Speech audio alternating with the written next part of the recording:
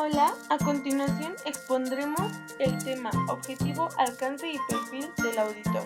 Como integrantes de este equipo tenemos Arroyo Sánchez María Fernanda, Chávez Molina Leslie Ivette, Guerra Barreto Katia Abril, Ramírez Mejía Brisa Mariana y Vázquez González Leslie Jeremy.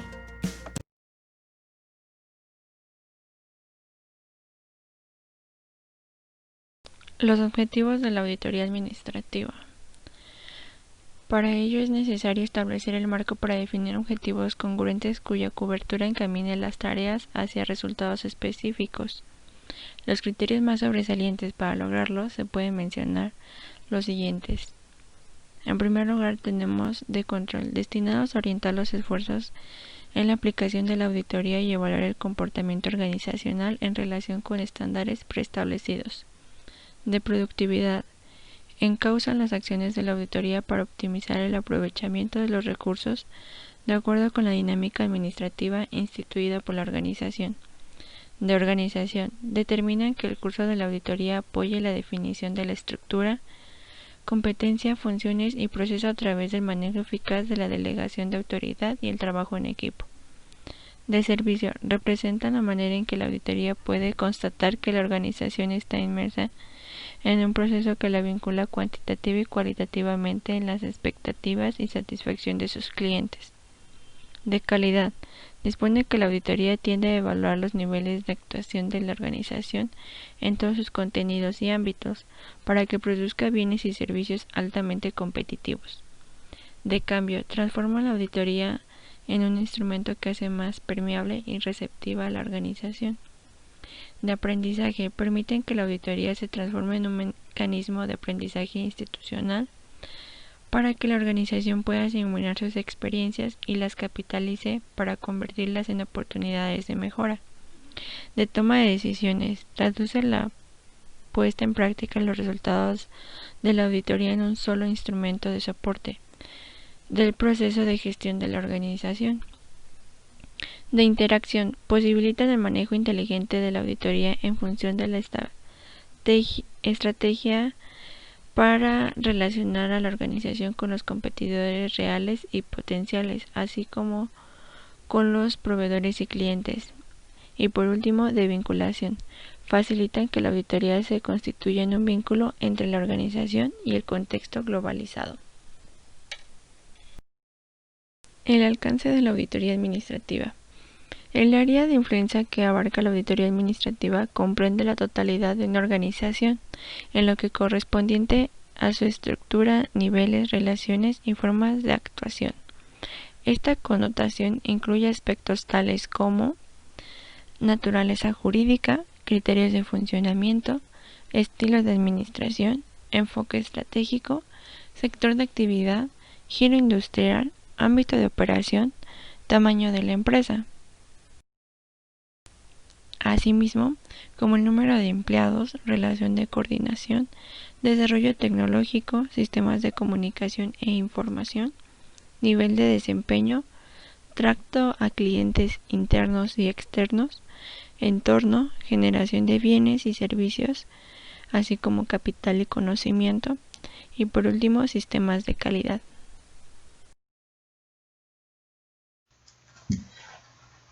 Campo de aplicación.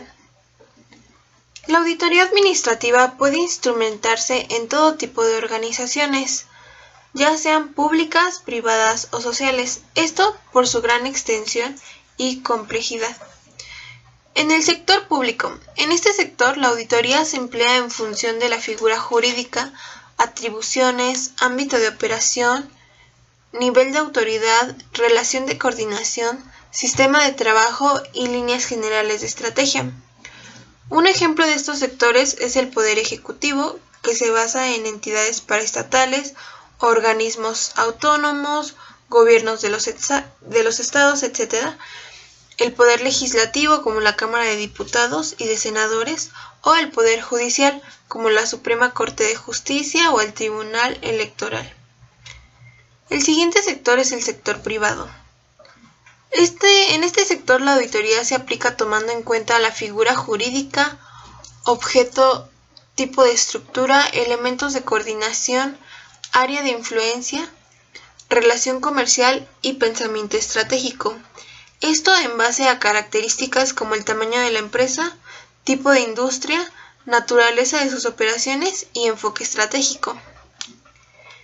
El siguiente sector es el sector social, que en este sector la auditoría administrativa se aplica para evaluar aspectos tales como la promoción del derecho a la educación, la vivienda, el trabajo, la salud, el desarrollo económico, la protección social y el bienestar de los sectores más desprotegidos en atención a tipo de organización o naturaleza de su función. Por ejemplo, podrían ser las asociaciones, colegios, comisiones, cooperativas, empresas de solidaridad, fondos, fundaciones, organizaciones comunitarias, entre otras.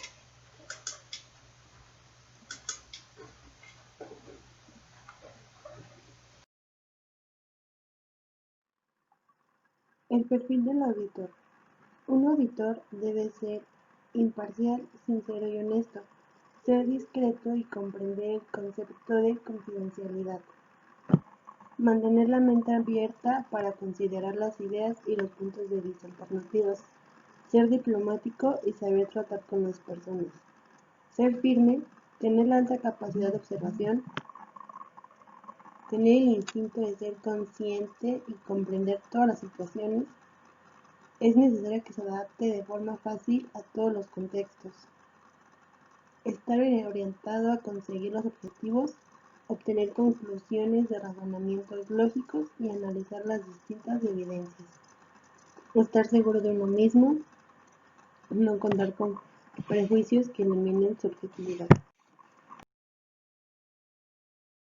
Gestión del conocimiento. La empresa no solo debe gestionar su conocimiento eficientemente, sino cuantificarlo mediante herramientas de medición del capital intelectual organizativo. Las habilidades y destrezas de un auditor. Debe tener actitud positiva, estabilidad emocional, objetividad, sentido institucional, saber escuchar, creatividad, respeto a las ideas de los demás, mente analítica, conciencia de los valores propios y de su entorno, una capacidad de negociación, imaginación, claridad de expresión verbal y escrita, capacidad de observación, iniciativa, discreción, facilidad para trabajar en grupo y un comportamiento ético. El auditor debe tener un consentimiento en auditoría, en la lucha contra la corrupción, una integridad, una empatía y capacidad de comunicarse con los auditados. Es responsabilidad del auditor realizar su trabajo utilizando toda su capacidad, inteligencia y criterio para determinar el alcance, estrategia y técnicas que habrá de aplicar. Para este efecto debe poner especial cuidado en preservar su independencia mental, realizar su trabajo sobre la base de conocimiento y capacidad profesional, cumplir con las normas o criterios que se le señalen y capacitarse de forma continua. La ética es un conjunto de normas que ordenan e imprimen sentido a los valores. Desde un punto de vista organizacional, la ética puede definirse como el conjunto de principios morales y normas que orientan el comportamiento en el mundo de los negocios. También tenemos el código de ética, que es la declaración formal de los valores de una organización en relación con aspectos éticos y sociales. Tenemos mecanismos para tomar decisiones éticas, los cuales se definen como definir el asunto a resolver. Para este efecto se analiza el contexto del asunto, se determina a quién afecta, se solicitan diferentes puntos de vista para tener la certeza de que no se omiten datos y se analizan el conjunto de elementos considerados. Otro punto para tomar decisiones éticas es identificar los valores fundamentales. Este criterio considera tanto el punto de vista de quien decide como el de la organización e identifica claramente los componentes éticos que fundamentan una decisión. Otro punto es ponderar los valores en conflicto y seleccionar una alternativa para balancearlos. Este determina el peso de los valores, jerarquizándolos de conformidad con las normas éticas de la organización. Definir y valorar la estrategia para presentar la decisión, esto es, estudiar la forma de manejar la decisión en cuanto a consenso y aceptación. Otro punto es implementar la decisión. Este es para dar a conocer a toda la organización la decisión con el fundamento puntual de los elementos considerados en el proceso. Y por último, monitorear el efecto de la decisión.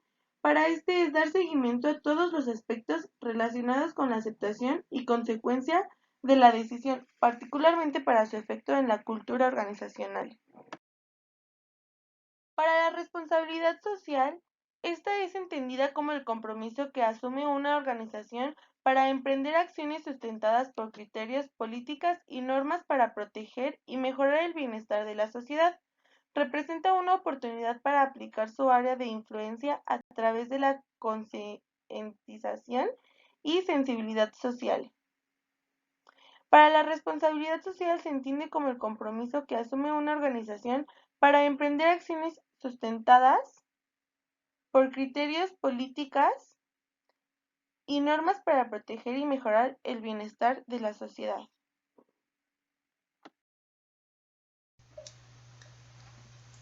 Desempeño social corporativo.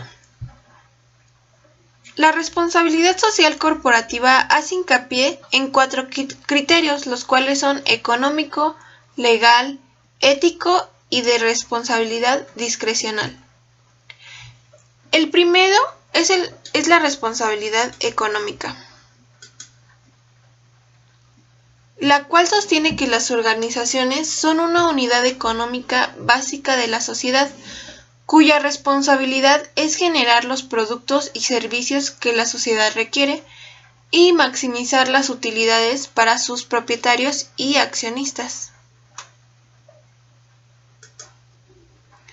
La siguiente es la responsabilidad legal, la cual se considera lo que la organización valora como relevante en relación con un comportamiento apropiado dentro de un marco legal de actuación.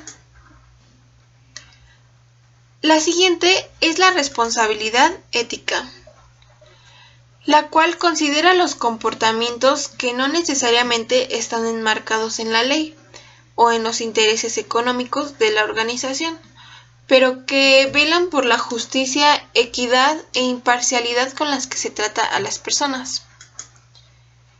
Y por último, la responsabilidad discrecional. Esta examina lo que la organización observa de manera voluntaria, con el deseo de hacer aportaciones sociales que no son obligatorias económica, legal o éticamente.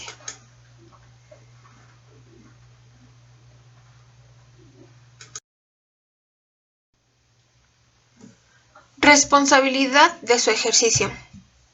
La ejecución de una auditoría administrativa puede recaer en un auditor interno, externo o un equipo combinado. En el caso del auditor interno, como parte de la organización, es seleccionado por el órgano directivo en atención a su conocimiento de la misión, objetivos, funciones, clientes y entorno. Esto tomando en cuenta sus conocimientos, habilidades, destrezas, experiencia y estructura del pensamiento, lo cual juega un papel muy importante. La función del auditor interno puede ser considerada viable y pertinente, pero como en todo proceso de estudio que implica una evaluación y cambio, tiene que ser valorada a la luz de las consecuencias que su intervención entraña para la organización. Esto para asegurar la eficacia de su intervención. Se deben considerar las posibles ventajas y desventajas al asignarlo a esta tarea. Algunas de las ventajas pueden ser el conocimiento profundo de la organización, la conciencia de la dinámica organizacional, compartir la cultura prevaleciente, provoca menor resistencia al cambio, entre otras. Y entre las desventajas está mayor subjetividad para analizar a la organización, búsqueda del lucimiento personal, etc. En el caso del auditor externo, su labor es definitiva. Permite abrir una gama de opciones complementarias a las del auditor interno, en virtud de que posee conocimientos y experiencia en la materia, además de que se le ha capacitado para cumplir con esta función de manera específica. Esto con el fin de disponer de elementos de decisión para integrar un criterio de selección. Alguna de sus ventajas es contar con una visión imparcial de la organización, experiencias análogas en el campo de trabajo, velocidad de respuesta, entre otras.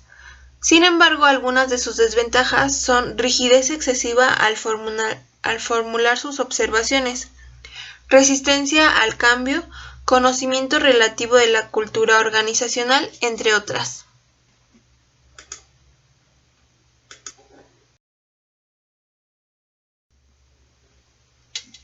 Equipo combinado. Cuando la organización toma la decisión de emprender una auditoría administrativa, tiene que valorar con precisión los resultados que espera obtener, la magnitud de las tareas a realizar, los compromisos que se adquieren y el seguimiento que se tiene que efectuar. Sin embargo, como estos factores no se puede atender en forma aislada de la mecánica de funcionamiento de la organización, sino que forman parte de toda una gama de variables que coinciden con su implementación. Algunas de las cosas que tienes que analizar son las cargas de trabajo en las distintas áreas, el personal que se necesita para desahogarlas, el tiempo y los recursos que se tienen que destinar, entre otras cosas. Alguna de sus ventajas de tener un equipo combinado es que integran visiones distintas pero complementarias, que capitalizan de mejor manera la experiencia de los auditores externos, que tienen mayor y menor acceso a los niveles de decisión, entre otras, y sin embargo algunas de sus desventajas son que toman demasiado tiempo para unificar criterios de trabajo, generan expectativas que pueden resultar infructuosas, atención de los asuntos con exceso de confianza, entre otras cosas.